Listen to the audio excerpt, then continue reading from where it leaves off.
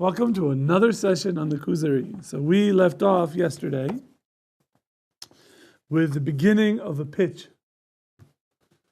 right, on Judaism. And the Jew, the rabbi, says to the king, I believe in the God of Abraham, Isaac, and Jacob, who took us out of Egypt and gave us the Torah and gave us the man and did all these things. So the king says to him, what is this nonsense? Why don't you speak like everybody else? Everybody else says they believe in the creator of the universe. Why don't you speak like that? And he said, I'm sorry, it's meaningless to me. I am telling you from my experience. So he says, what are you talking about? So then he gave him the analogy of a king, an Indian king. Right? That he is only reporting the benefits which he received from the king. So says the rabbi, I told you about the exodus from Egypt and all that, because those are the benefits that we receive from God. And hence, that's what we believe in. If we weren't taken out of Egypt, and we wouldn't that, then we would have a different story. But the way we start is from this perspective. Now, we continue onwards.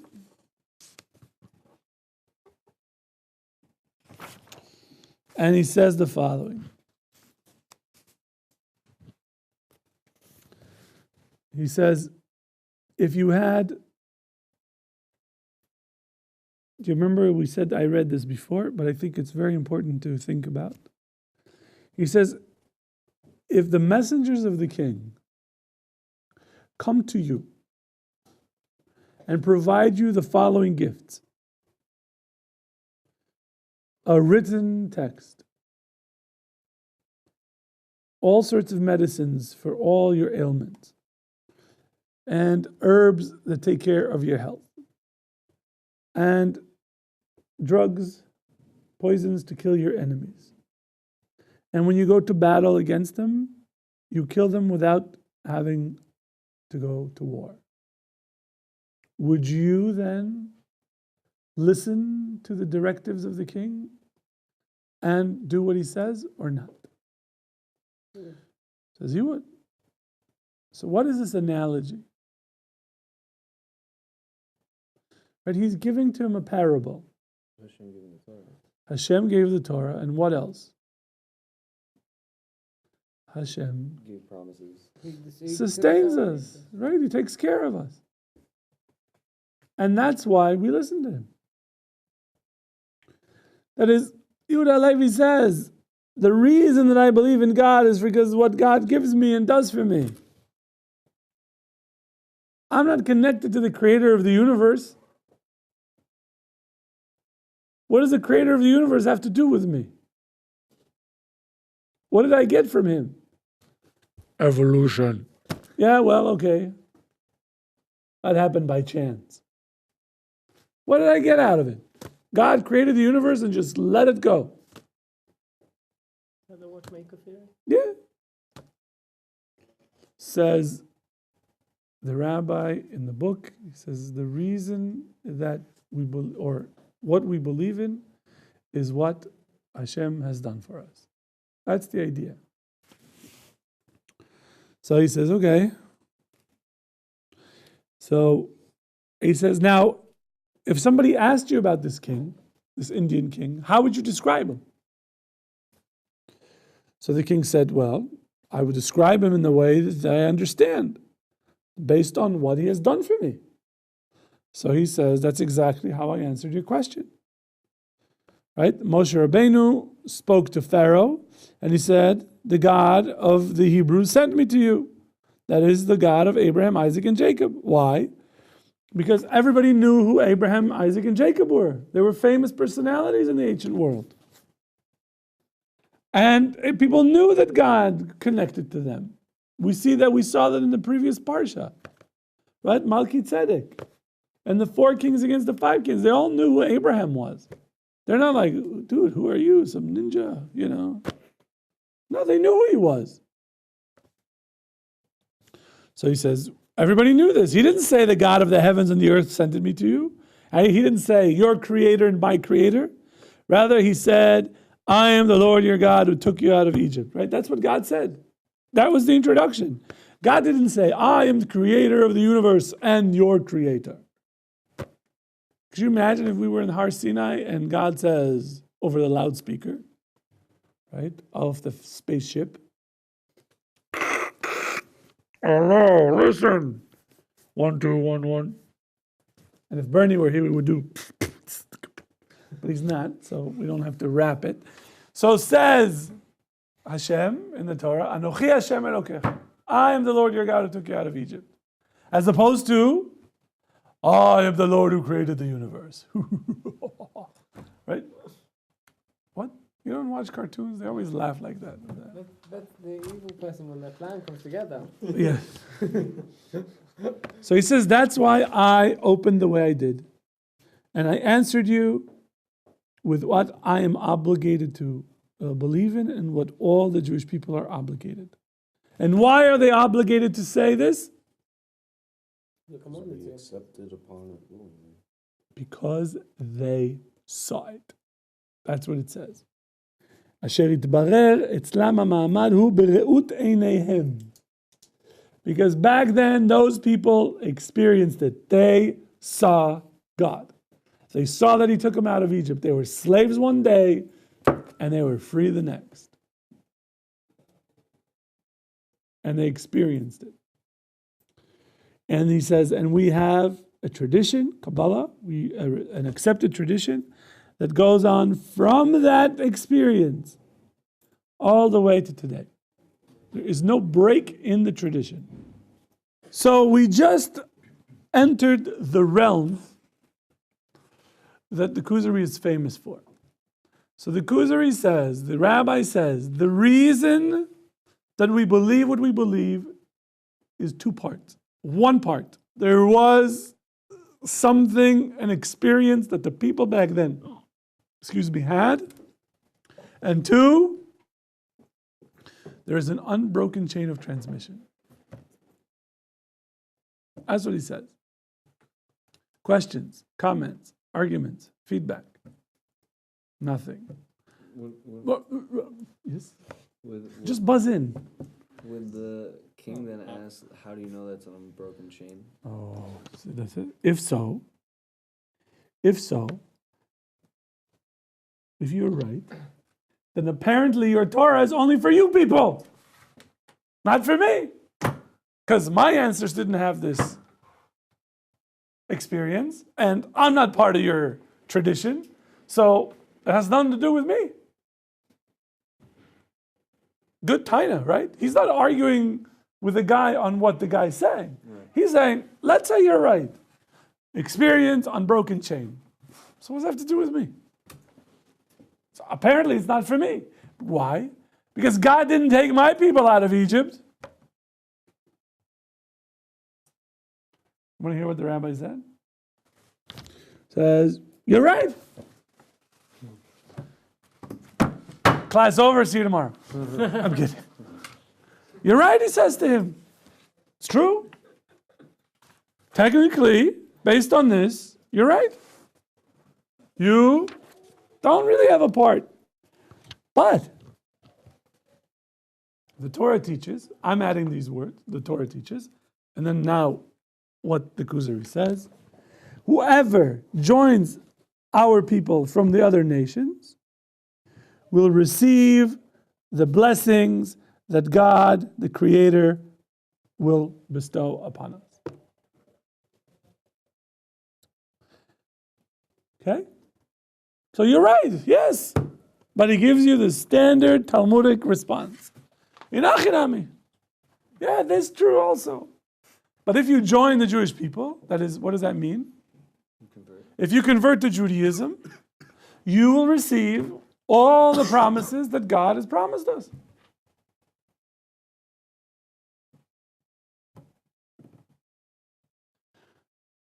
So what do you think the king said? What's he promised? What? What's he promised? Oh, good. But there's one thing The Kuzari says that there are other shitas, other ways, that other positions of how to understand. Because what I'm going to say next is a bit controversial, but it is a standard position in Judaism. There are other positions. So I will give it to you, and we can discuss it, and we can continue. But he says, but in our religion, this convert is not going to be equal to us. That's out of the abridged version. What? That's out of the abridged version. It's out? They don't have that in there. Well, it has it in here. And I don't pull any punches. We are here to learn, and we want the truth, not to make people feel good. So, I'm not really interested if, Rabbi, I didn't really like this, because I think, excuse me, sorry. Well, he doesn't have he can't choose to be like a Levi or Kohen. Good. He doesn't have Can I choose to be a Levi or a Kohen? No. But it was bestowed upon. But a convert is at a lower level than in Israel. It's not equal. I shouldn't say lower level, because it's not about levels. It's not equal. It's just because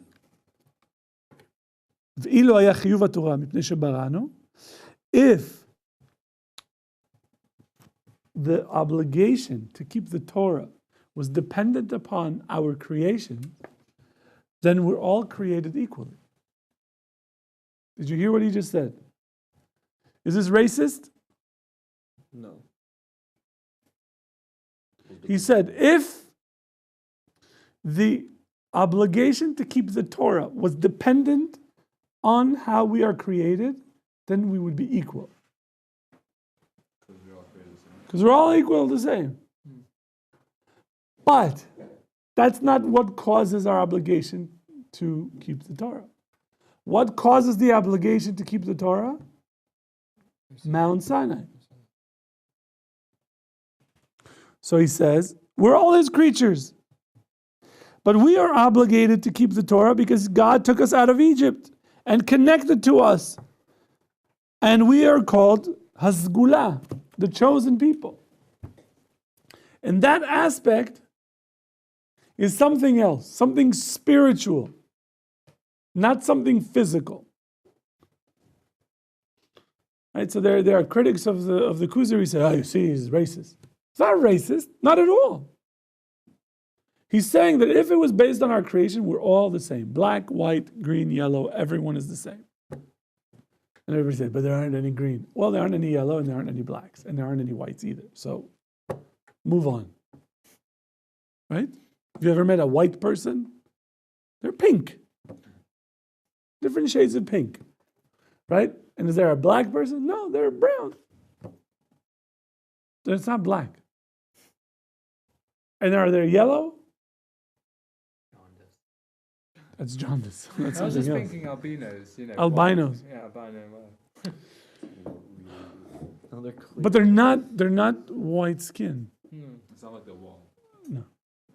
So anyway, now we're going to talk about colors and the meaning of life, and we need to move on, right? Thank you. The Kuzari says, "Ani roeh otcha mitapech." I see you flip-flopping. Like this. Why don't you explain things clearer and no flip-flops? Says the king, okay. Says the rabbi, okay, I'll explain to you. And he says, look at this. If you look at things from a natural perspective, what does the body require? Food. It requires food, Water. growth. Food is nourishment. Yes. It grows. It can multiply, right? A plant can multiply, correct? It has all sorts of faculties and all sorts of conditions. And he says plants and animals have these abilities. The earth and rocks don't, right? Elements don't multiply. Like if you have a rock and you leave it in a box, are you going to get extra rocks? If you put 2 rocks, will you come in the morning and find little rocks there? It takes time.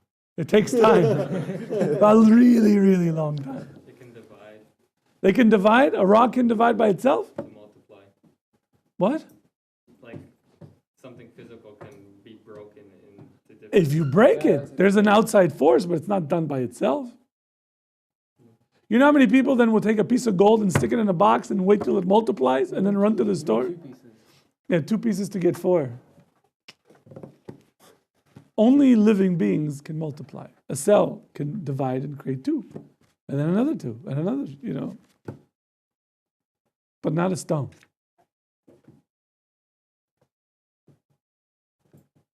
Right? I always say to people, give these rabbis a chance.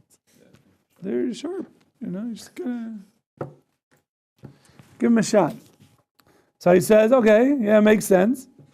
And he says, with regard to sentient beings, sentient being means having a soul.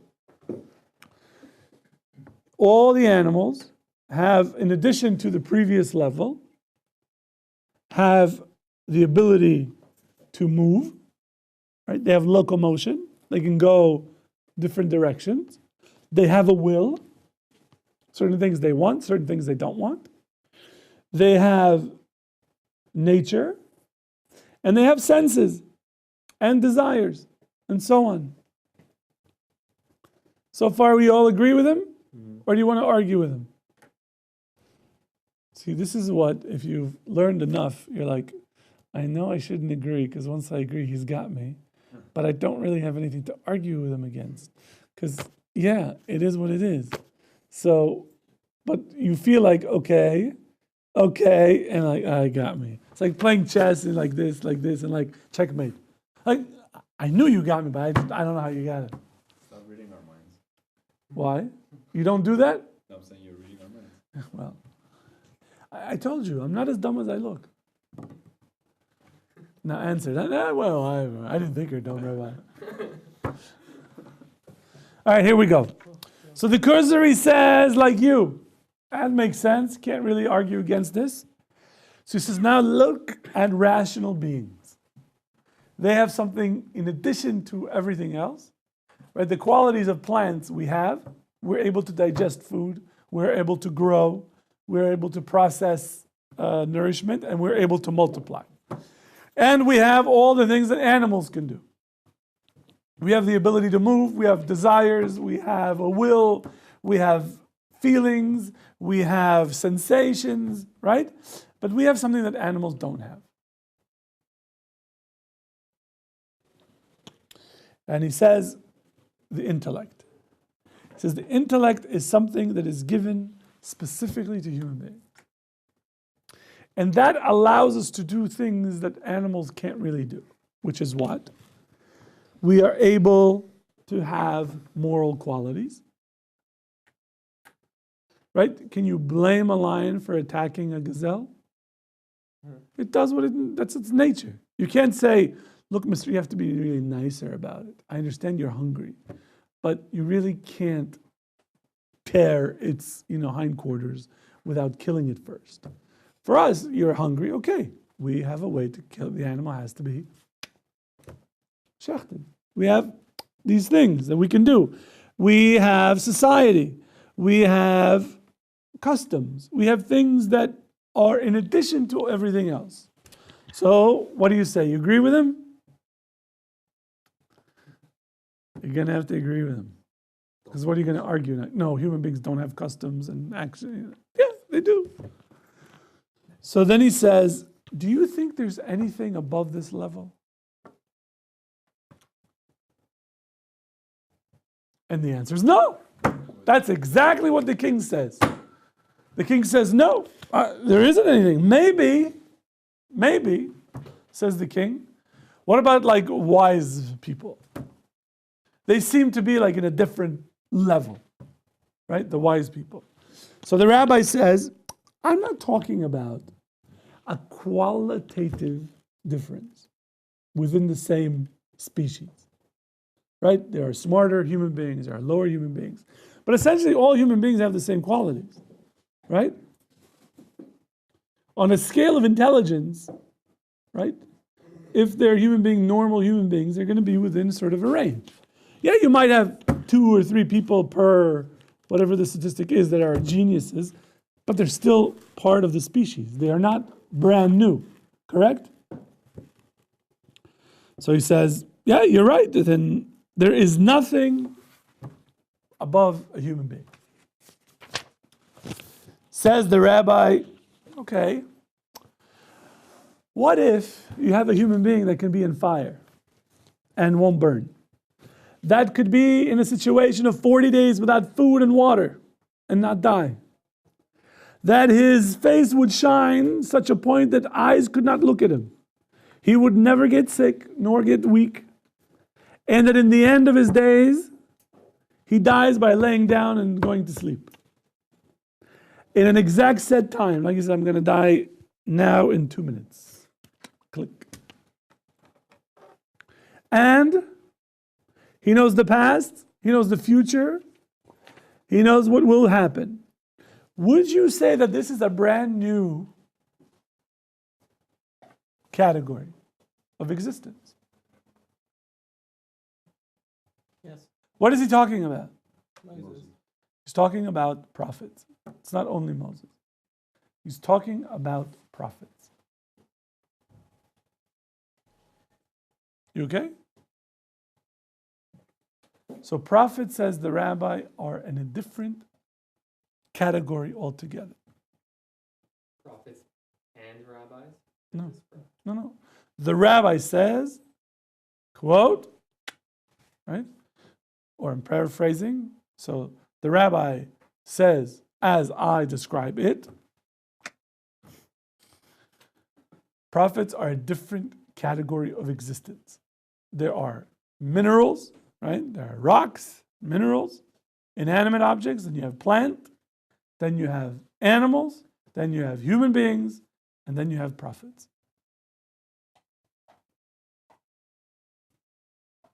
Yeah.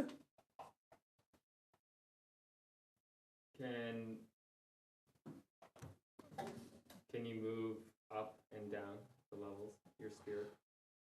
So this is what he's going to talk about. He already answered you whether you can move up. He already answered you. No. Right? Because a convert can't get to that level.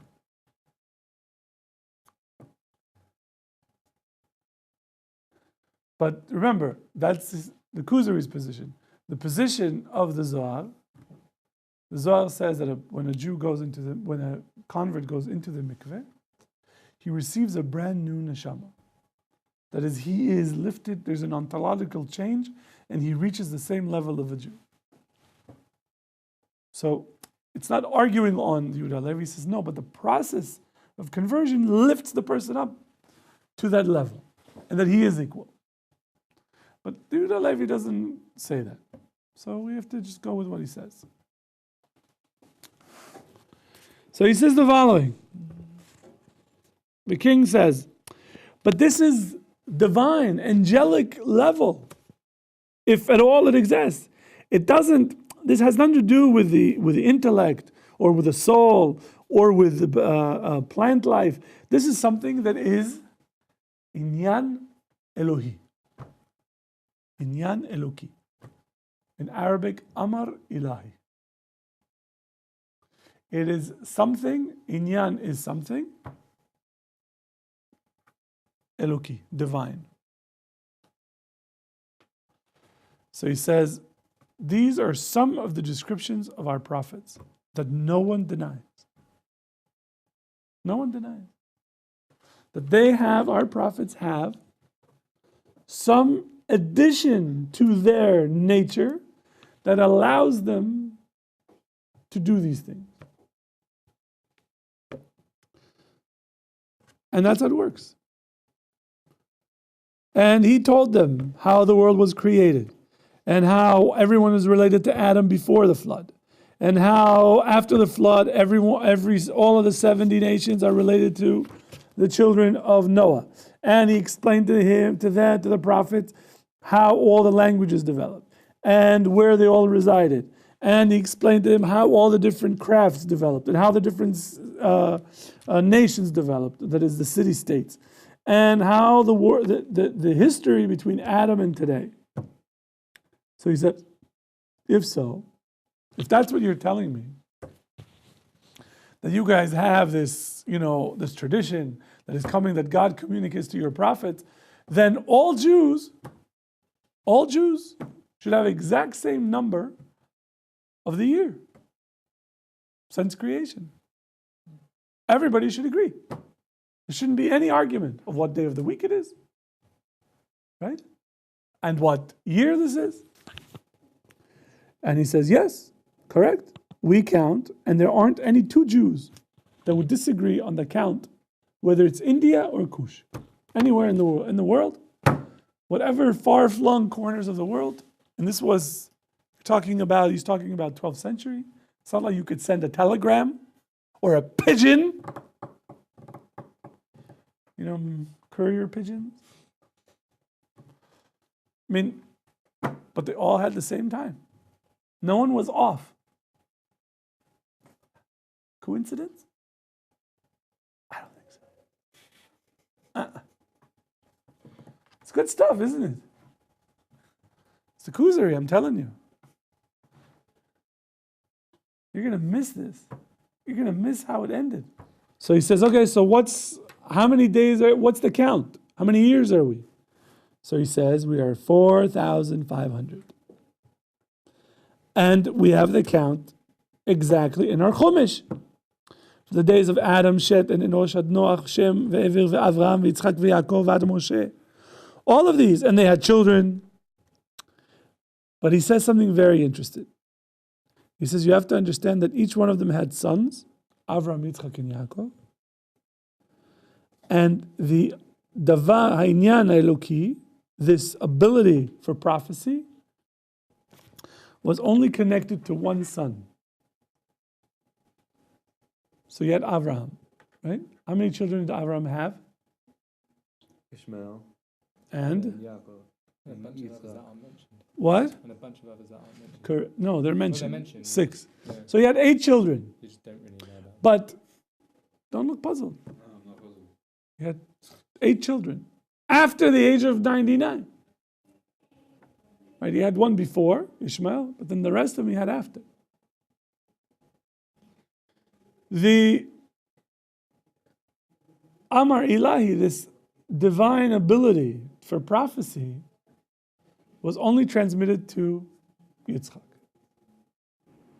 It went from Adam to Shez, to Seth, from Seth to his son, to Noah, Noah to Shem, Shem to Ever, to Avram, Avram to Yitzchak, Yitzchak to Yaakov, not Esav. And with Yaakov, it went to all of his 12 sons. Which means, what?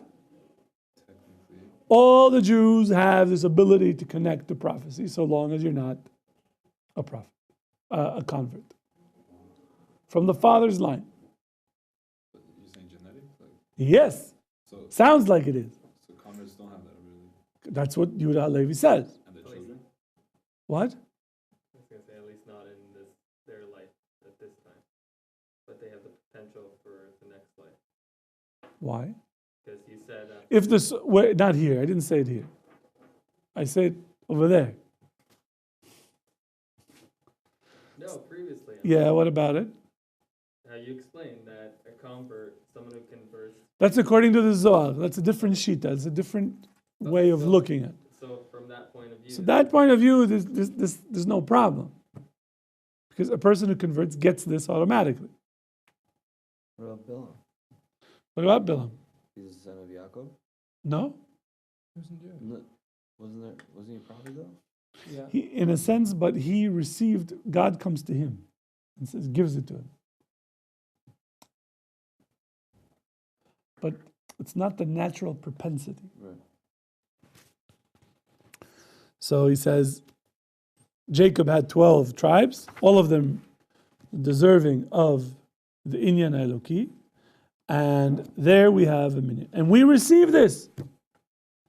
And we know whatever happened from Moshe told us what happened from Adam to Moshe, to Moses. And from Moses, later on, we know because we have other books. An unbroken chain of tradition, which we have. Kuzari says, you know, this detail that you just mentioned is very hard to reject. Why? Because it's impossible to have a situation where 10 people or so would come up with a story and stick with it without getting confused and without the secret coming out that they made this up, or that they would reject every single person that would come to sort of challenge them. Let alone when you're talking about mass revelation. Because the more people you have, the less chances are that there's a lie.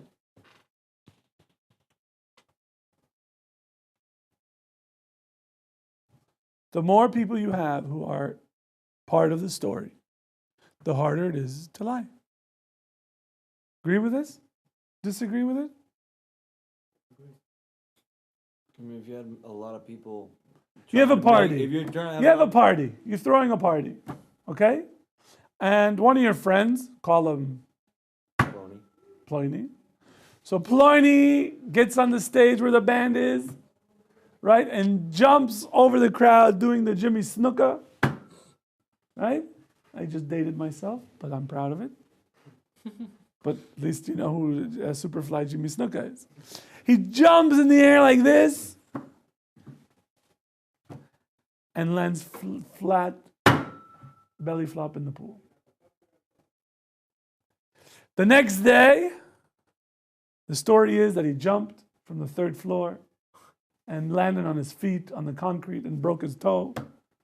Right? That's one story. And there were hundreds of people watching this. What are the chances that this story is going to come up with all multiple versions when there's so many eyewitnesses? Very low. What? It's low, right? It's low. Everyone saw If you have 3 of us, right? If Michael, Eliasaf, and I go in the corner and say, look, all right, let's make this up.